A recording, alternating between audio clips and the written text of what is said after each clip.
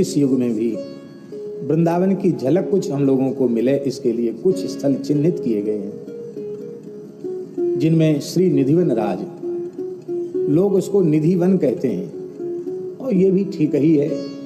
रसिकों की परम निधि तो युगल श्री श्यामा श्याम है, बिहारी जी हैं, उनका वह नित्य विहार स्थल है, इसलिए निधिवन। वस्तुतः संस्कृत शब्द है निधुवन। इस निधुवन शब्द का उच्चारण श्री जयदेव महाप्रभु ने भी गीत गोविंद में किया है। मधुरिपु निधुवन शीलम। निधुवन माने होता है जहां प्रिया प्रीतम की एकांतिक विहार की लीला हो, उसे निधुवन कहते हैं। जहां श्री बिहारी जी का प्राकट्य हुआ, स्वामी जी ने जहां लाड़ लड़ाया, तो पहले अलग से कोई सीमा नहीं रही, लेकिन अब एक स्थल को चिन्हित करने के लिए निधिवन। श्री हित हरिवंश महाप्रभु जहां नित्य उपासना करते थे, रस भावना में लीन होते थे, वो स्थल है श्री सेवा कुंज। तो सेवा कुंज को सुरक्षित किया गया। श्री हरिराम व्यास जी जहां उपासना करते थे, वो किशोर वन, जुगल किशोर जी का जहां प्रकट हुआ।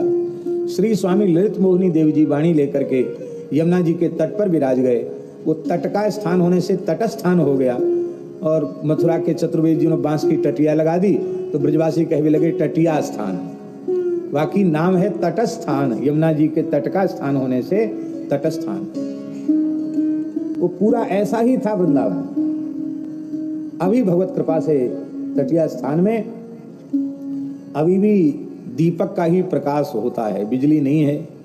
आज भी वहां बाहर की ओर तो बिजली है, लेकिन भीतर ठाकुर जी के सेवा में या महंत जी के यहाँ बिजली का प्रवेश आज भी नहीं है। न बिजली है, न पंखा है, फिर कूलर तो आए कहाँ से। और श्री ठाकुर जी की आज भी रसोई लकड़ी में ही बनती है, बड़ी पवित्रता से बनती है तटिया स्थान में। और बाहर गैस वैस और ये सब चीज का वहां प्रवेश आज भी नहीं, बड़े भंडारे में भी प्रवेश नहीं सब। और भीतर ठाकुर जी की रसोई तो लकड़ी में होती पूरी सिद्ध, संत ही रसोई सिद्ध करते। भगवान ने नमूना सब जगह बचा के रखे हैं, सुरक्षित रखे हैं।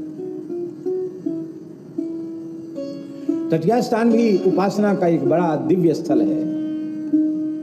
परम पूज्य प्रातः स्मरणीय भक्तमाल के स्वरूप सदगुरुदेव पंडित श्री जगन्नाथ प्रसाद भक्तमाली जी महाराज, उनके गुरुदेव श्री स्वामी भगवान दास जी महाराज तटिया स्थान के श्री महंत पद पर, आचार्य पद पर विराजमान थे।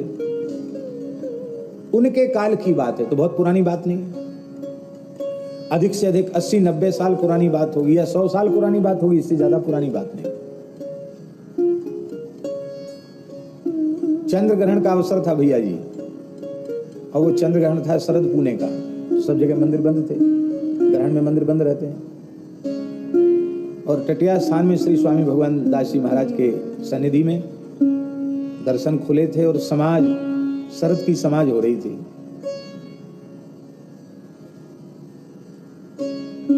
साधु पहुंच गए, संतों ने कहा महाराज जी ये क्या हो रहा है, ग्रहण हो रहा है और यहाँ समाज हो रही है, और किसी को पाना हो तो उसके लिए प्रसाद भी मिल रहा था, खीर पुआ। ये तो बिल्कुल शास्त्र की मर्यादा के अनुकूल नहीं है, आपके यहाँ ये क्या हो रहा है। तो श्री स्वामी भगवान दास जी महाराज ने कहा कि हम शास्त्र का अनादर नहीं करते, तिरस्कार नहीं करते, पर हम यह मानते हैं, यह स्वीकार करते हैं कि यह दिव्य श्री बिहारिणी बिहारी जी का निकुंज है। इसमें प्रकृति जगत का कोई भी तत्व यहाँ प्रविष्ट ही नहीं है। प्रकृति जगत में सूर्य ग्रहण भी होता है, चंद्र ग्रहण भी होता है, और जहाँ सूर्य चंद्र का ग्रहण है वहाँ उसकी मर्यादा है। हमारे कुंज में सूर्य ग्रहण चंद्र ग्रहण का प्रवेश है ही नहीं, क्योंकि यह तो नित्य विहार स्थल है, ये तो दिव्य अप्राकृत चिन्मय प्रदेश है। यहाँ उस ग्रहण का प्रवेश नहीं। ग्रहण होता तो हम जरूर मानते हैं, ग्रहण है ही नहीं, तो कैसे ग्रहण नहीं है। चंद्रमा देखो, चंद्रमा में ग्रहण लग गया, कहा देखो, तो उन संतों ने देखा तो चंद्रमा में ग्रहण नहीं था। उनको बड़ा आश्चर्य हुआ, अभी अभी तो चंद्रमा में ग्रहण था, ये क्या हुआ। तो जैसे ही तटिया स्थान के बाहर गए तो ग्रहण युक्त चंद्रमा दिखाई पड़ा। और स्थान के भीतर आए तो फिर ग्रहण मुक्त पूर्ण चंद्र का दर्शन हुआ। उन्हें अनुभव करा दिया कि हमारे भावना उपासना के अनुरूप जो चंद्रमा है उसमें ग्रहण नहीं है। देख लो, वहां ग्रहण नहीं था, बाहर ग्रहण था। संत उनके चरणों में नतमस्तक हो गए, पड़ गए। इसका तात्पर्य भी हम आपको निवेदन कर देते हैं। इसका तात्पर्य यही है कि ऐसी लोकोत्तर अवस्था आपको प्राप्त हो गई हो, तब आप जो कुछ करें उसमें आपके ऊपर कोई अंगुली निक्षेप नहीं है, लेकिन और सब चीज में तो आप पूरा व्यवहार देखते हैं। और इस प्रकार की बात आ जाए तो फिर मनमाना करते हैं, वो अच्छी बात है। माई मेरे श्याम